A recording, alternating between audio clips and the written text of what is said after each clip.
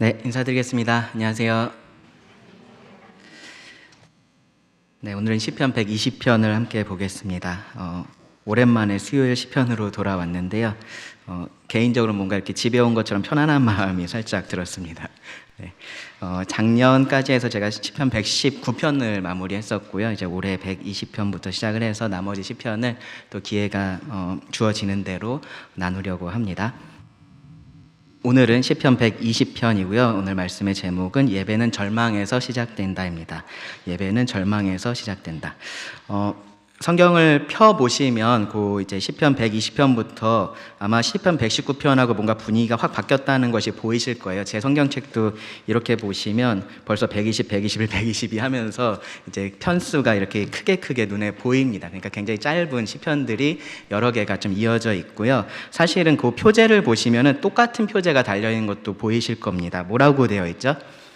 네, 성전에 올라가는 노래 그렇게 되어 있습니다. 총 15편, 그러니까 120편에서 134편까지 15편이 이 성전에 올라가는 노래라는 공통된 표제를 가지고 있습니다. 물론 이제 앞에 이렇게 다윗의 시 그리고 솔로몬의 시라고 되어 있는 것이 있어요. 4개의 시편이 그렇게 다윗의 시라고 되어 있고 1개의 시편이 솔로몬의 시라고 그렇게 저자가 명시가 되어 있는 겁니다. 공통된 표제를 가지고 있다라는 것은 결국은 이 시편들이 하나의 목적을 가지고 수집된 하나의 소모음집이다라고 그렇게 우리가 이해를 할 수 있습니다. 누가 그렇게 모았는지는 알 수 있지만 이 표제와 또 내용을 통해서 어떤 목적으로 그렇게 했는지는 우리가 생각을 해볼 수 있습니다. 표제가 성전에 올라가는 노래라고 되어 있다라고 말씀을 드렸는데요. 사실 앞부분에 이제 성전에라는 것은 번역에서 추가된 표현이고요. 원래는 그 성전에라는 부분이 빠져 있습니다. 그러니까 그냥 올라가는 노래 혹은 올라가는 것들의 노래 이제 그렇게 우리가 이해를 할 수 있습니다. 그래서 이게 도대체 무슨 의미냐 이제 학자들이 많이 가설을 제기를 했습니다. 올라간다라고 하니까 도대체 뭐를 올라가는 건지 어디로 올라가는 건지 이제 그것에 대해서 이제 궁금해한 건데요.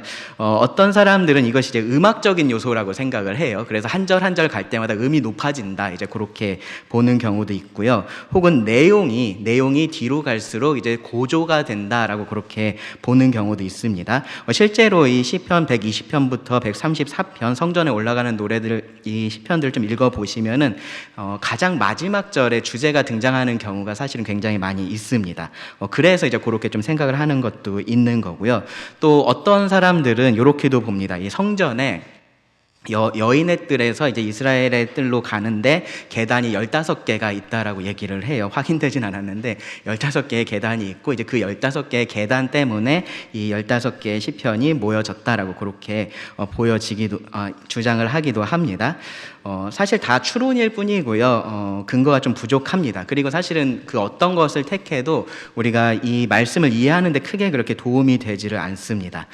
그래서 오늘날은요, 대부분 어떻게 이 의미를 이해를 하냐 하면요, 이 번역에서 의도한 것처럼 성전으로 올라가면서 부르는 노래들의 모음 그렇게 이해를 합니다.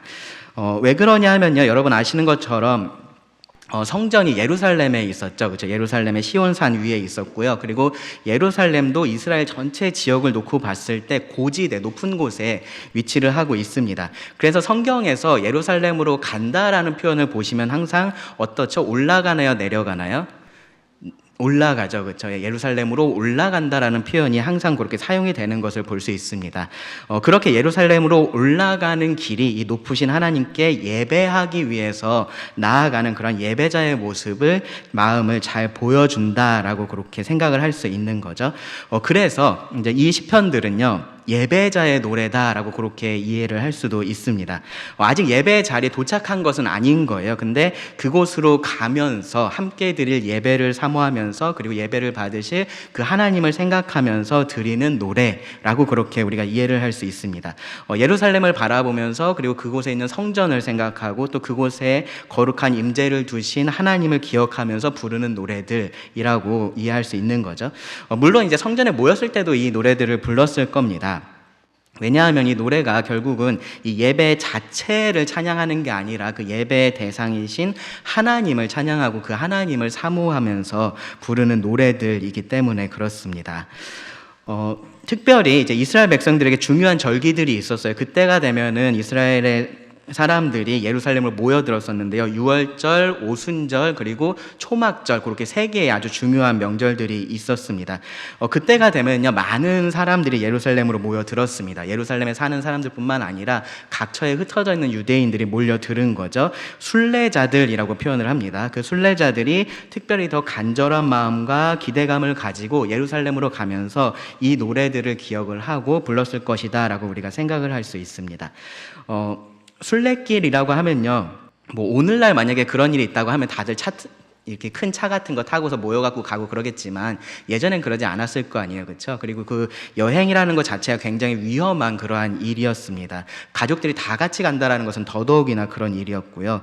그래서 보시면은 이제 많은 사람들, 그러니까 마을 사람들이 모여서 같이 가거나 뭐 친척들이 모여서 같이 가거나 그렇게 하는 것을 우리가 볼 수 있습니다.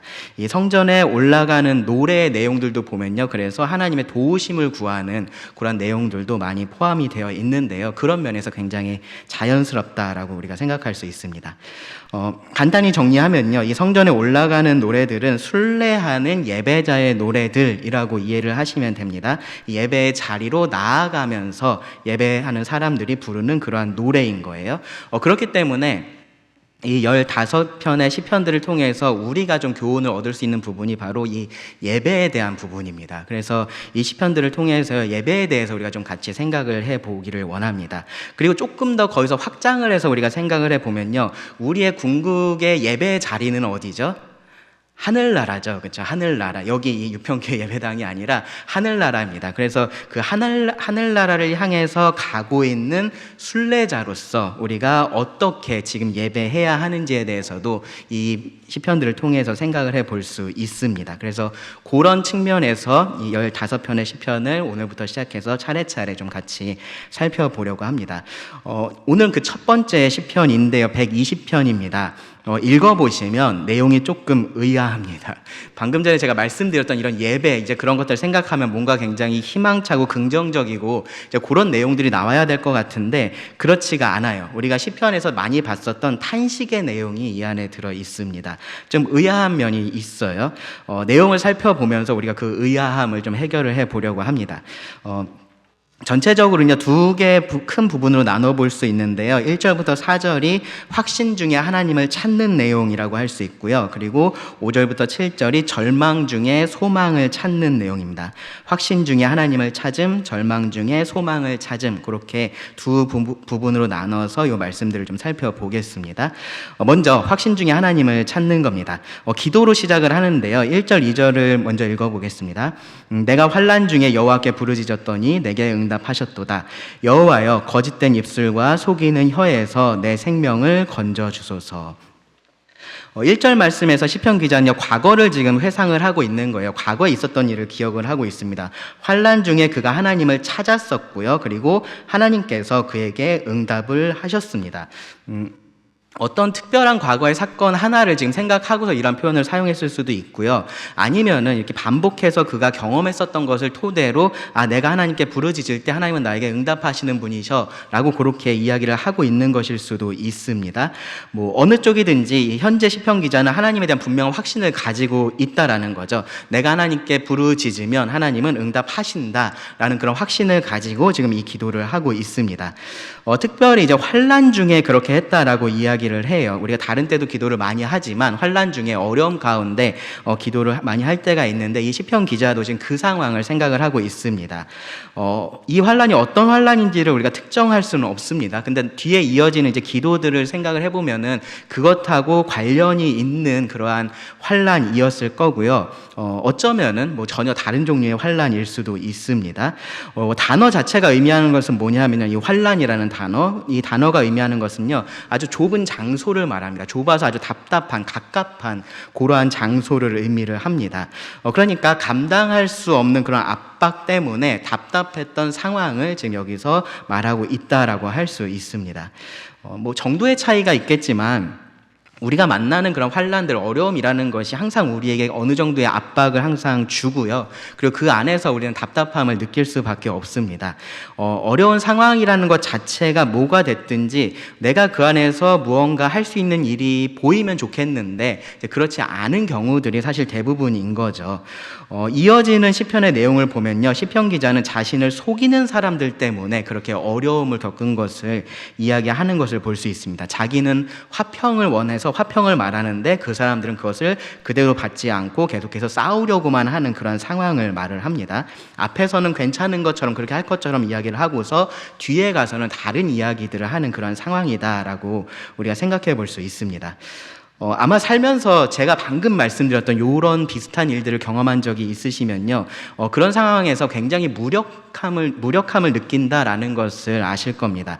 굉장히 답답합니다. 굉장히 답답한데 내가 무엇을 할 수가 없는 거죠. 그리고 뭐라도 하려고 해서 하면은 그 상황이 더 악화되는 경우들이 많습니다. 내가 어떤 말을 했었던 혹은 어떤 행동을 했었던 의도가 왜곡이 되고요. 그리고 내가 했던 말은 또 다른 비방의 그런 재료가 되기도 합니다.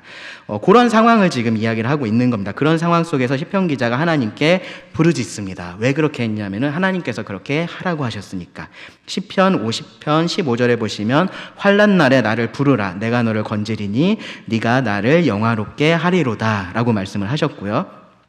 시편 91편 14절 15절에서도요, 하나님이 이르시되 그가 나를 사랑한즉 내가 그를 건지리라, 그가 내 이름을 안즉 내가 그를 높이리라, 그가 내게 간구하리니 내가 그에게 응답하리라, 그들이 환난 당할 때에 내가 그와 함께하여 그를 건지고 영화롭게 하리라 라고 말씀을 하십니다. 하나님의 백성들, 하나님을 사랑하는 자에게 하나님께서 이러한 약속을 주셨고 그렇게 하라라고 하신 겁니다. 그래서 하나님의 백성들이 그렇게 할 수 있는 거죠. 이런 하나님의 말씀을 믿고 하나님 앞에 나가서 구할 수가 있는 겁니다. 이 시편 기자가 그렇게 했다라는 거고요. 하나님의 응답을 경험하는 그런 경험을 했습니다. 이 사실이 사실 굉장히 중요해요. 많은 그리스도인들이 이 어려움 가운데서 하나님을 원망하거나 불평할 때가 있습니다. 하나님께서 지금 나를 돕지 않으신다라고 생각을 해요. 하나님께서 지금 나에 대해서 아무런 관심을 가지고 계시지 않은 것처럼 그렇게 말을 할 때가 있습니다. 그런데 먼저 해야 될 질문은 뭐냐 하면 하나님께서 지금 어떻게 하고 계시느냐가 아니고요, 이 말씀처럼 이렇게 내가 하나님의 말씀을 믿고 하나님께 부르짖었느냐, 이것을 먼저 질문을 해봐야 됩니다. 정말로 이 부르짖었다라는 표현이 적당할 만큼 간절하게 하나님을 찾았느냐를 먼저 질문을 해야 됩니다. 실제로 하나님께서 어떻게 하셨는지보다 이것을 먼저 생각을 해야 돼요. 하나님은 기도에 응답을 하십니다. 그러니까 기도가 없으면 그에 대응하는 응답도 기대해서는 안 되는 겁니다. 근데 기도는 하지 않으면서 하나님께서 응답은 안 하신다라고 말하면 어불성설이 되는 겁니다. 하나님께서 마음을 다 아시는데 기도하지 않아도 그냥 알아서 해 주셔야 되는 거 아니냐, 그런 생각도 할 수가 있어요. 물론 때로 하나님께서 그렇게 하십니다. 그렇게 해 주시기도 해요. 근데 그렇다고 해도 하나님께서 우리에게 구하고 찾으라 라고 하신 그 말씀은 변하지가 않는 겁니다. 예수님도 명확하게 말씀을 하셨어요. 마태복음 7장 7절 8절에 잘 아시는 말씀이죠. 구하라 그리하면 너희에게 주실 것이요, 찾으라 그리하면 찾아낼 것이요, 문을 두드리라 그리하면 너희에게 열릴 것이니 구하는 이마다 받을 것이요, 찾는 이는 찾아낼 것이요, 두드리는 이에게는 열릴 것이니라. 그러니까 이것이 하나님께서 일하시는 일반적인 방법인 거예요. 기도가 먼저 오는 거고요. 그리고 그것에 대한 응답이 오는 겁니다. 구하는 자에게 주시고요. 찾는 자가 찾게 하시고요. 두드리는 자에게 열리게 하시는 겁니다. 그러니까 그렇게 해야 되는 거죠. 구해야 되는 거고 찾아야 되는 거고 두드려야 하는 겁니다. 시편 기자가 환난 중에 그렇게 했습니다. 기도했습니다. 하나님께 부르짖었습니다. 그리고 하나님은 그 부르짖음을 들으셨고요, 그것에 합당하게 그를 구해 주셨습니다. 이것이 이제 시편 기자가 경험했었던 일인 겁니다. 1절에서 말하고 있는 것이 그건 거예요. 다르게 말하면요, 이렇게 할 수도 있습니다. 유다서 말씀에서 제가 이런 말씀을 드렸었는데 하나님의 말씀을 잘 배운 겁니다. 그렇죠? 그리고 그 말씀에 순종해서 그 말씀 위에 자신을 굳게 세운 겁니다. 하나님은 내가 기도할 때 들으시는 분이시구나라는 것을 말씀에 순종함으로써 확신을 가지고 있었다라는 거예요. 그리고 지금 이제 또 다른 환난을 만났습니다. 또 다른 고난의 상황을 만났을 때 그 확신을 가지고 있으니까 그 확신 가운데 하나님께 구할 수 있는 겁니다. 2절에서 그렇게 구하죠. 여호와여, 거짓된 입술과 속이는 혀에서 내 생명을 건져 주옵소서. 확신을 가지고 하나님께 구하는 겁니다. 여기서는 이제 그 환난의 상황이 조금 더 구체적으로 언급이 되어 있습니다. 거짓된 입술 그리고 속이는 혀라는 표현이 나와요. 그렇죠? 거짓과 속임수 때문에 고통을 받고 있는 그런 상황입니다. 생명을 건져주소서라는 기도가 나올 정도의 그런 고통인 거예요. 죽을 것 같은 그런 상황 가운데 현재 있다라는 겁니다. 이 상황을 우리가 어떻게 보느냐에 따라서요, 실제로 정말로 목숨의 위협을 받고 있는 상황이기 때문에 지금 이러한 기도를 하고 있다라고 볼 수도 있을 거고요. 아니면은 앞서서 말씀드렸던 그런 답답함이 정말로 극에 달해서 더 이상 견디기 힘들기 때문에 지금 이렇게 기도를 하고 있는 그런 상황일 수도 있습니다. 여러분 잘 아시는 것처럼요, 어떤 물리력이 있어야만 사람의 목숨을 해칠 수 있는 게 아니에요. 그렇죠? 말로도 우리는 얼마든지 사람을 해칠 수가 있습니다. 실제로 우리는 그동안에 우리 이 사회 속에서 비방하는 말 혹은 수군수군하는 말, 다수가 만드는 그러한 거짓된 말들이 어떻게 한 사람을 망가뜨리고 또 심지어 그 사람을 죽음으로까지 몰고 가는지를 우리가 많이 봤습니다. 익명성이 보장된 이 인터넷이라는 것, 인터넷 커뮤니티라는 것이 발달을 하니까 사람들이 그러한 일들을 훨씬 더 쉽게 그렇게 하기 시작을 한 거예요. 그러면서 재미삼아서 그런 것들을 하기 시작했고요. 그리고 그런 말들이 아주 날카로운 칼이 됐고 아주 무서운 화살이 됐습니다. 그러한 무기들 속에 진실이 있고요, 거짓이 섞여 있었습니다. 공격하는 사람은 많은데 그 사람이 누군지를 알 수 없는 그런 상황이 벌어졌습니다. 그러니까 그런 공격을 당하는 사람 입장에서는요, 대응을 할 수가 없는 거죠. 답답한 상황이 이어진 겁니다. 그러면서 한 사람이 무너지고요. 그리고 그 사람이 무너지면 또 다른 사냥감을 찾아 나서는 일이 계속해서 우리 사회 가운데 반복돼서 일어나고 있습니다. 이런 일들이요, 사실은 그렇게 새롭게 나타나는 현상이다라고는 할 수 없을 거예요. 이미 우리들 가운데 있었던 일들이 이 인터넷이라는 아주 좋은 도구를 만난 것 뿐입니다. 그래서 더 많은 사람들이 더 잘 참여를 하고 있는 거고요. 더 많은 사람을 그렇게 공격하고 있는 것 뿐이에요. 유명한 사람들만 이러한 공격의 타겟이 되지는 않습니다. 이 자리에도 어쩌면 그러한 것들을 경험하신 분들이 계실 텐데요. 교실에서도 그런 일들이 있고요. 직장에서도 그런 일들이 있고요. 심지어는 교회 안에서도 그런 일들이 있습니다. 사람들이 거짓된 입술과 속이는 혀로 다른 사람의 인격을 공격을 합니다. 때로는 개인적인 악감정에서 그러한 일들을 하기도 하고요. 때로는 그냥 재미있으니까 그렇게 하기도 합니다. 그러다가 그 사실이 드러나도 자기는 그런 의도로 한 게 아니야 라고 하면서 그냥 책임을 회피하고 맙니다. 가해자는 없고 피해자만 남아있는 그런 상황들이 계속해서 이어집니다. 성경은 그렇게 이 사람의 말이 남을 해칠 수 있는 아주 치명적인 무기가 된다라는 것을 분명하게 이야기를 합니다. 시편 57편 4절에 보면 이렇게 말씀을 해요. 내 영혼이 사자들 가운데서 살며 내가 불사르는 자들 중에 누웠으니 곧 사람의 아들들 중에라. 그들의 이는 창과 화살이요 그들의 혀는 날카로운 칼 같도다. 그들의 말이 그렇다라는 겁니다. 시편 64편 3절은요. 그들이 칼같이 자기 혀를 연마하며 화살같이 독한 말로 겨눈다라고 말을 하고요. 잠언 25장 18절에서는요. 자기의 이웃을 쳐서 거짓 증거하는 사람은 방망이요 칼이요 뾰족한 화살이니라 라고 말씀을 합니다. 시편 120편의 저자가 그런 상황 가운데 있었다라고 지금 말을 하고 있는 거예요. 시편을 좀 보다 보면 요 비슷한 상황을 묘사하고 있는 시편들이 많고요. 그리고 그런 시편들이 대부분 다윗의 시편입니다. 그래서 이 시편 120편의 저자도 다윗이라고 생각하는 경우가 사실은 많이 있습니다. 실제로 그럴 수도 있고 그렇지 않을 수도 있는데요. 근데 중요한 것은 뭐냐 하면은 이런 일들은 이 세상 가운데 사실은 흔한 일이라는 겁니다. 누구나 경험할 수 있는 일이다라는 겁니다. 왜냐하면 이 세상이 거짓의 아비인 사탄을 따르고 있기 때문에 그렇습니다. 중요한 것은 이제 이런 상황에서 어떻게 하느냐가 중요해요. 시편 기자는 하나님께 구했습니다. 확신에 따라서 하나님을 찾았습니다. 잘 아시는 스펄전은요, 이 말씀에 대한 주석에서 이것이 사람이 택할 수 있는 가장 지혜로운 길이다 라고 그렇게 말을 하면서요, 이렇게 덧붙여서 이야기를 했어요. 제가 좀 읽어드리겠습니다. 비방의 문제로 동료에게 호소하는 것은, 그러니까 다른 사람을 말하는 거죠. 비방의 문제로 동료에게 호소하는 것은 별로 쓸모없다. 왜냐하면 우리가 그 문제를 휘저을수록 그것은 더 멀리 퍼지기 때문이다. 비방하는 사람들의 명예에 호소해봐도 전혀 쓸모없는데 그들에게는 명예가 없기 때문이다. 그리고 정의를 바라는 애처로운 요구는 그들의 악의를 가중시키고 그들이 새로이 모욕하게 그들을 자극할 따름이다. 속이 시커먼 비방자에게 간청하는 것은 표범과 늑대에게 호소하는 것과 같다. 하지만 사람에게 호소하면 우리의 약점이 될지라도 하나님께 호소하면 우리의 힘이 될 것이다. 아이가 아버지 말고 누구에게 울부짖어야 하겠는가? 비열한 거짓말 때문에 우리가 무릎을 꿇고 하나님께 나아가게 된다면 거기서도 선한 것이 나오지 않겠는가? 네, 이 시편 기자가 이 지혜로운 길을 택한 겁니다. 다른 사람에게 간 것도 아니고요. 그 사람들을 찾아가서 호소했었던 것도 아니고요. 하나님에게 나아가서 하나님께 구했습니다. 확신이 있기 때문인 거죠. 이 하나님에 대한 신뢰가 있기 때문에 그렇게 했었던 겁니다. 그 신뢰는 뭐냐 하면요, 하나님의 공의에 대한 신뢰예요. 3절과 4절 말씀을 보시면, 시편 120편 3절 4절을 보시면, 너 속이는 혀여 무엇을 너에게 주며 무엇을 너에게 더할꼬 장사의 날카로운 화살과 로뎀나무 숯불 이리로다 라고 말을 해요.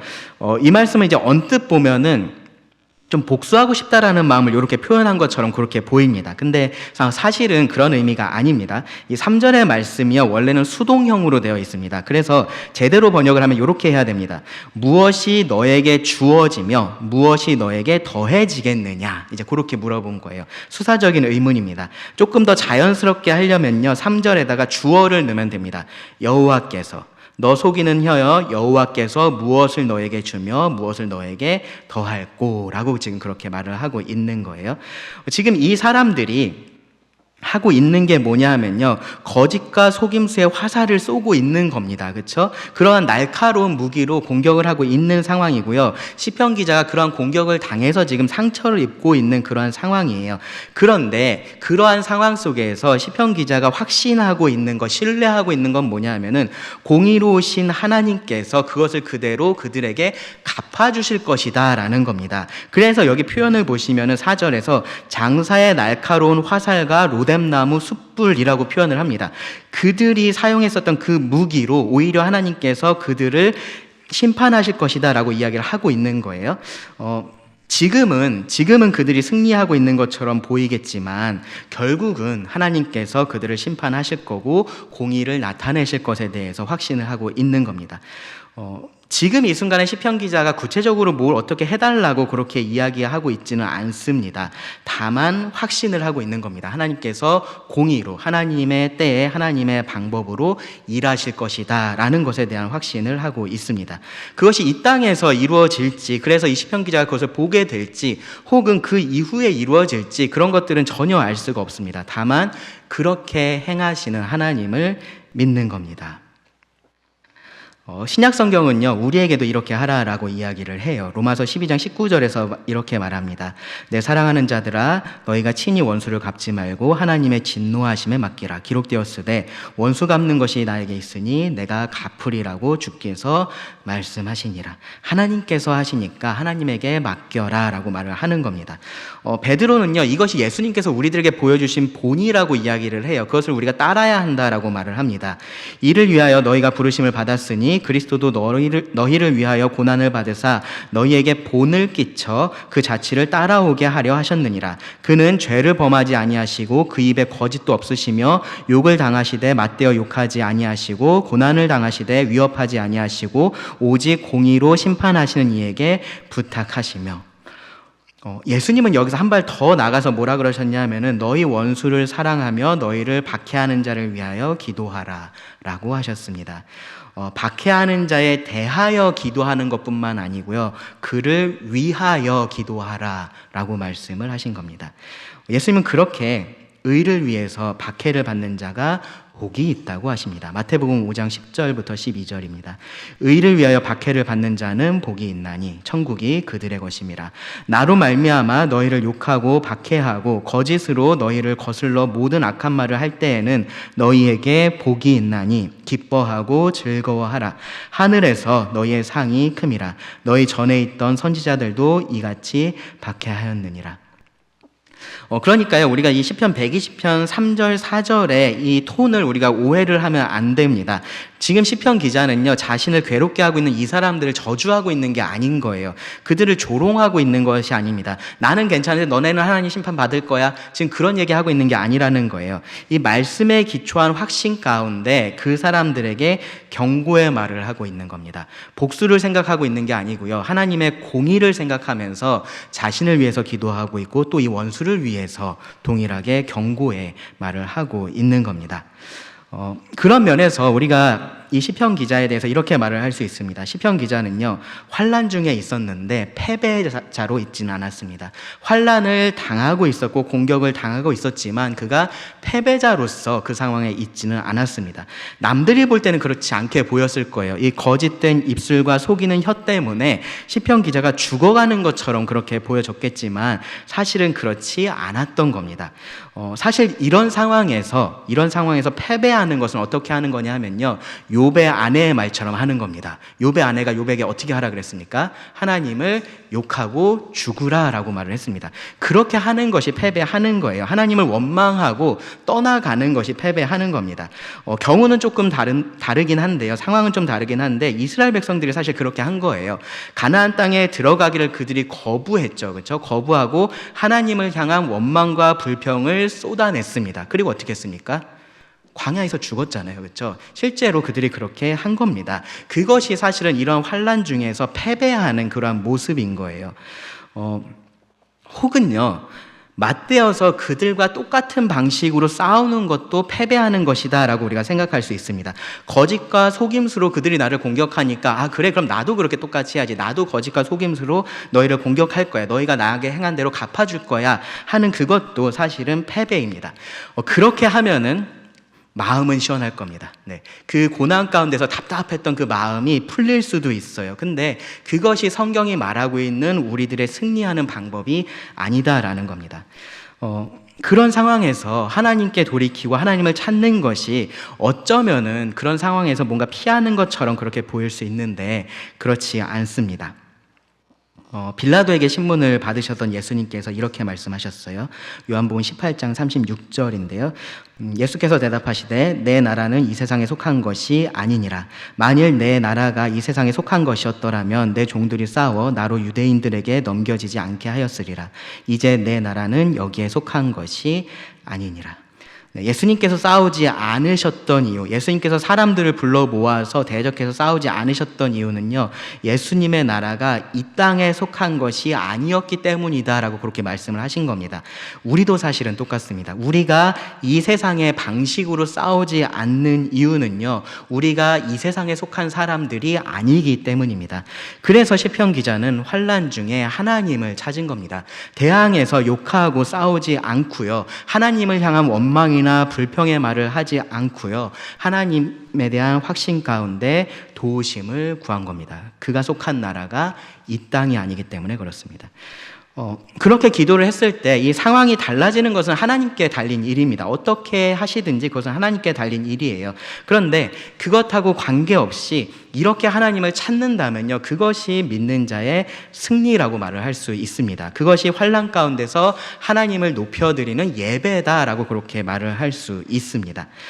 이제 이어지는 말씀을 보면요, 이 말씀이 아주 흥미로운데요, 그 상황 속에서 시편 기자가 자신이 겪었던 그런 갈등에 대해서 이야기를 합니다.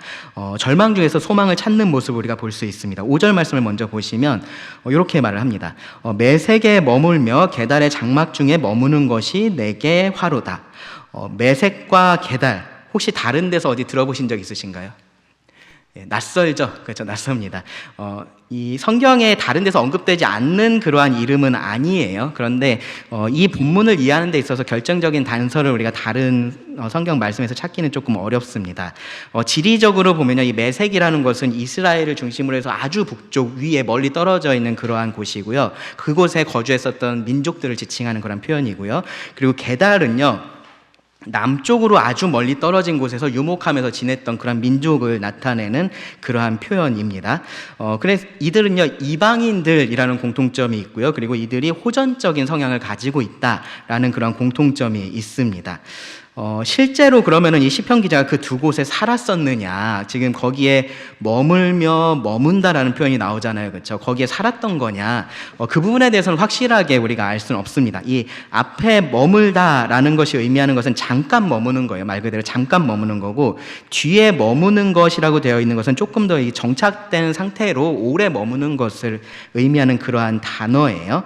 이 두 지역이 아주 멀리 떨어져 있기는 한데 만약에 이것이 실제로 시편 기자가 자기가 거했던 것을 말을 하고 있다면 가능은 합니다. 그렇죠? 메색에 잠깐 머물렀다가 나중에 게달에 가서 오랫동안 살게 됐다. 이제 그렇게 우리가 볼 수도 있습니다.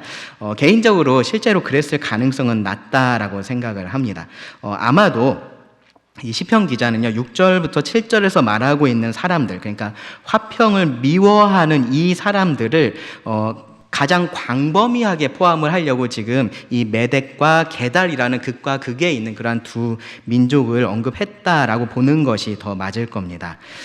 중요한 것은요, 뭐냐면은 그들과 함께 거하는 것에 대해서 지금 시편 기자가 어떻게 반응을 하고 있느냐예요. 뭐라고 말을 하고 있냐면요, 그것이 내게 화로다라고 말을 합니다. 전혀 그것이 즐겁지 않았다라는 거죠. 좋은 일이 아니었다라고 그렇게 이야기를 하고 있는 겁니다. 그 이유에 대해서는 이렇게 설명을 합니다. 6절 7절을 보시면 내가 화평을 미워하는 자들과 함께 오래 거주하였도다. 나는 화평을 원할지라도 내가 말할 때 그들은 싸우려 하는도다. 이유는 뭐냐면요, 왜 그들과 거하는 것이 나에게 화로다라고 그렇게 말을 했냐 하면은 이 사람들이 화평을 미워하는 사람들이었다라는 겁니다. 화평을 미워하는 사람들, 이 사람들은 싸우기를 더 좋아했습니다. 7절에 보시면은 나는 화평을 원할지라도 라고 그렇게 되어 있는 부분이 있는데요, 이거를 조금 더 그냥 직접적으로 번역을 하면 무슨 의미냐 하면은 나는 화평인데가 됩니다. 나는 화평인데, 그러니까 나는 화평인데 그 곁에 있는 사람들은 다 전쟁인 거죠. 그렇죠? 이 화평을 추구하는 것이 나의 특징인 거고, 나머지 그 주변에 있는 사람들은 싸우고 싶어 하는 것이 그들의 특징이다라고 지금 이야기를 하고 있는 거예요. 싸우고 싶어하는 사람들 가운데 그렇지 않은 사람이 있으면 누가 손해를 볼까요? 그렇지 않은 사람이 손해를 보겠죠. 그렇죠? 화평을 추구하는 사람이 손해를 봅니다. 그게 당연한 겁니다. 그러면 왜 시편 기자는 그런 속에 있으면서 화평을 추구했을까요? 왜 화평을 원했을까요? 그게 하나님의 백성의 특징이기 때문에 그렇습니다.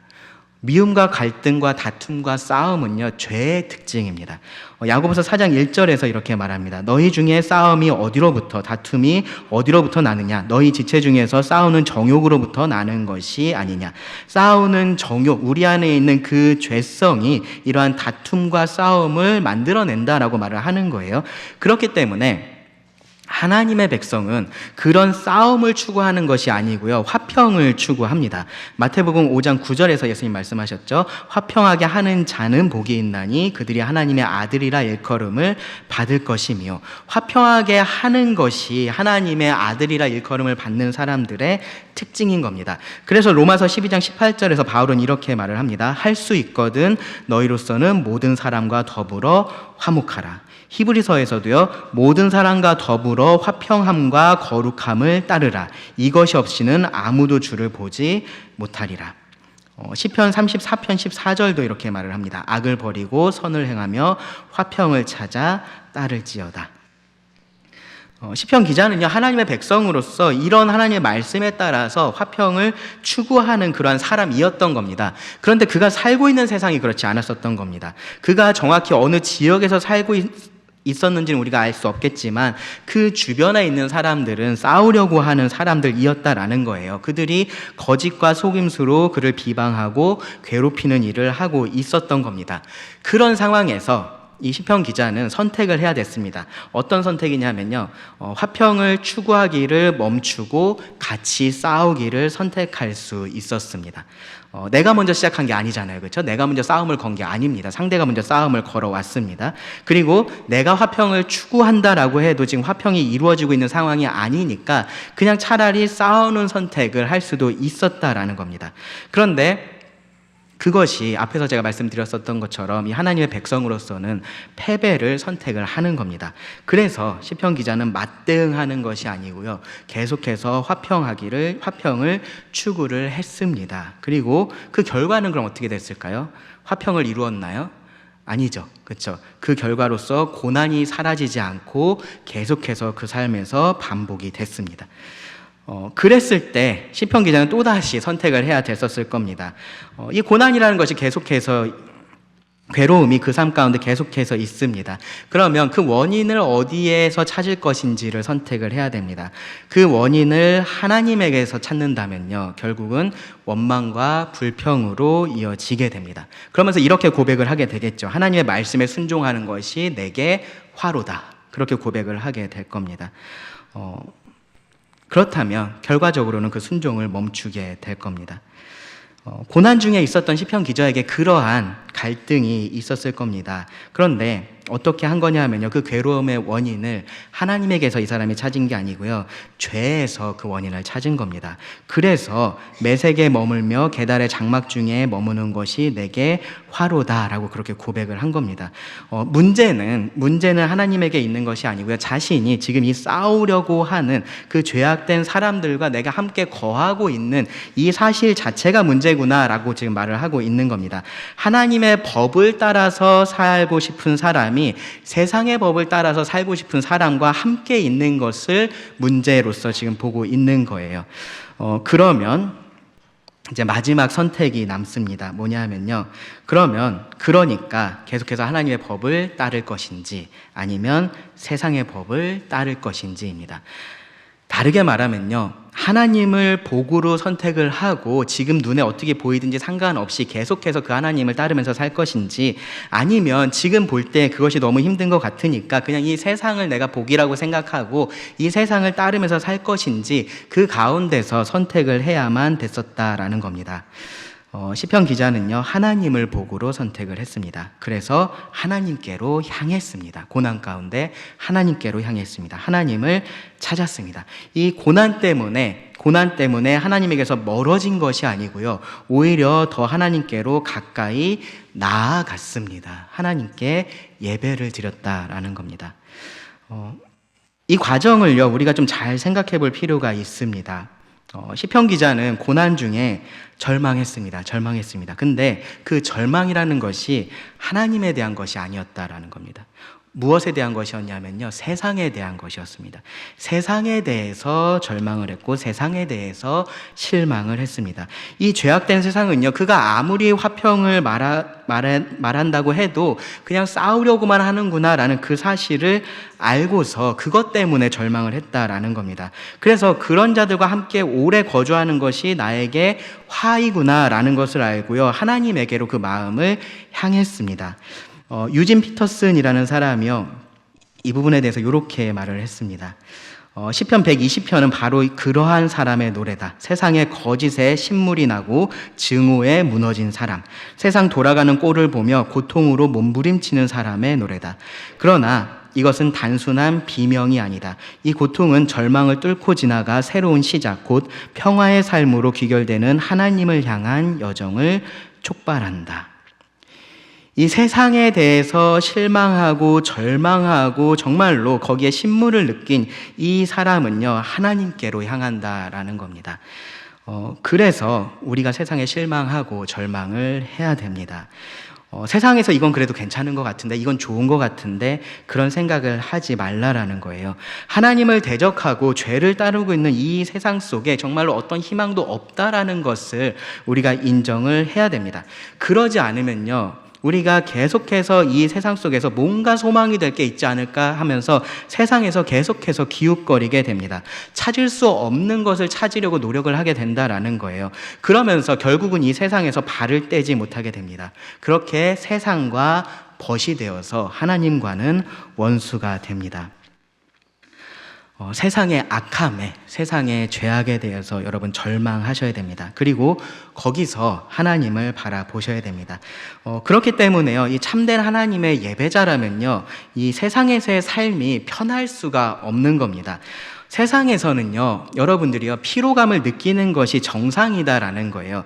그런 피로감 속에서 우리는 세상을 사랑하는 겁니다. 이 세상에 속한 것들을 사랑하는 게 아니라 이 세상의 사람들을 긍휼히 여기고 사랑하는 겁니다. 그게 우리의 사명인 거예요. 여전히 계속해서 화평을 원하고 화평을 전하는 일들을 해야 됩니다. 선을 행해야 됩니다. 그러면서 낙심하지 말아야 돼요. 그 모든 것들을 통해서 하나님께서 이 세상 가운데서 또 다른 구원의 역사를 이루실 것이다 라는 기대를 가지고서 살아야 됩니다. 그것이 우리의 삶이 될 거예요. 그런데 반드시 알아야 될 것은 뭐냐 하면은 이 세상에는 소망이 없다라는 겁니다. 이 세상 자체에는 우리가 절망해야 됩니다. 그 절망 속에서 우리가 찾는 소망은요, 세상의 다른 부분에 있지 않고요, 다른 곳에 있지 않고 하나님에게 있다라는 사실을 기억을 해야 됩니다. 이 세상의 거짓 소망에 절망을 해야 참된 소망이 보이는 겁니다. 죄 많은 이 세상이 내 집이 아니다라는 건 여러분 아셔야 되고요, 하나님이 계신 참된 본향을 바라보셔야 된다라는 겁니다. 제가 이 시편 120편이 조금은 의아한 시편이다라고 말씀을 드렸습니다. 겉으로 보기에 희망차고 긍정적이고 그렇지 않은 이유가 사실은 여기에 있어요. 왜 그러냐면은 우리가 사는 이 땅의 현실이 그렇지 않기 때문이고요. 그리고 우리가 그 사실을 인정해야 하나님께 나아가서 참된 예배를 드릴 수 있기 때문에 그렇습니다. 이 세상을 사는 하나님의 백성인 우리에게 고난이 있는 것이 자연스럽습니다. 고난이 있는 것이 맞습니다. 그리고 그런 고난 속에서요, 우리는 무엇을 봐야 되냐 하면은 진짜 현실을 봐야 되는 겁니다. 고난이 없을 때는요, 그냥 내 눈앞에 보이는 이것이 정말 진짜처럼 보입니다. 그런데 고난은 우리의 눈을 뜨게 하고요, 영혼을 바라보게 한다라는 겁니다. 하나님을 볼 수 있게 합니다. 이 세상에 속한 모든 것들, 이것들이 좋아 보이는데 남들이 그것을 좋아하고 기뻐하고 그래서 나도 거길 따라가면 왠지 거기에 좋은 것이 있을 것 같은데 그 모든 것들이 사실은 절망만을 가져온다라는 것을 알아야 된다라는 겁니다. 그 모든 것들이 정말로 터진 웅덩이다라는 사실을 알아야 생수의 근원 되시는 하나님을 우리가 찾아서 나아갈 수 있고요, 그분을 바르게 예배할 수 있는 겁니다. 세상이 그렇다라는 것을 알고 여러분 절망하셔야 됩니다. 그리고 우리의 참된 소망이신 하나님을 찾고요, 하나님께로 나아가셔야 됩니다. 그래서 예배가 절망에서 시작한다라고 말씀을 드리는 겁니다. 세상에 대해서 절망하셔야 되고요, 그리고 나에 대해서도 여러분 절망을 하셔야 됩니다. 내 안에서 뭔가 선한 것이 나오지 않을까, 세상 속에서 뭔가 선한 것이 나올까 기대하지 마시기 바랍니다. 그런데 거기서 끝나시면 안 됩니다. 그것을 아시고요, 그리고 하나님을 바라보셔야 됩니다. 그리고 그 하나님이 계신 곳으로 여러분 나아가셔야 됩니다. 그렇게 하는 것이 우리 예배의 시작입니다. 그것이 우리 삶이 돼야 되는 거고요, 그것이 우리의 일주일이 돼야 되는 거고요, 그것이 우리의 매일이 돼야 되는 거예요. 일주일 살면서 세상 속에서 너무 즐겁게 잘 살다가 교회에 와서 예배 드리는 게 아니다라는 겁니다. 세상 속에 있으면서 우리가 이 세상이 주는 것에 우리가 기뻐하지 않고 그 죄악에 우리가 기뻐하지 않고 그것을 누리지 않고 그 가운데서 괴로워하다가 이곳에 와서 참된 기쁨을 누리는 것이 맞다라는 겁니다. 고난 중에 이 세상에 소망이 없다라는 것을 여러분 아시기 바랍니다. 그리고 참된 소망이신 하나님을 바라보시기 바랍니다. 그것이 우리가 이 참된 예배를 바라면서 매일매일 드려야 될 우리 삶의 예배입니다. 기도하고 말씀 마치겠습니다. 하나님, 또 오늘 우리들에게 주신 이 말씀에 감사를 드립니다. 하나님, 우리가 마치 이 세상이 영원한 것처럼 그렇게 살지 않게 하여 주시기를 구합니다. 이 세상 속에서 소망을 찾는 것이 아니라 참된 소망이신 하나님을 이 세상 가운데 전하는 자들이 되게 하여 주시기를 구합니다. 그것을 위하여서 우리가 기꺼이 고난을 선택하고 또 그 고난 가운데서 오히려 더 하나님을 바라보고 하나님께로 가까이 나가는 그러한 참된 예배자들이 되게 하여 주시기를 구합니다. 하나님, 우리의 매일이 그저 예배를 기다리는 어떤 날들이 아니라 예배하는 날들이 되게 하여 주시기를 구합니다. 들은 말씀을 주님께 의탁하오며 예수님 이름으로 기도드립니다.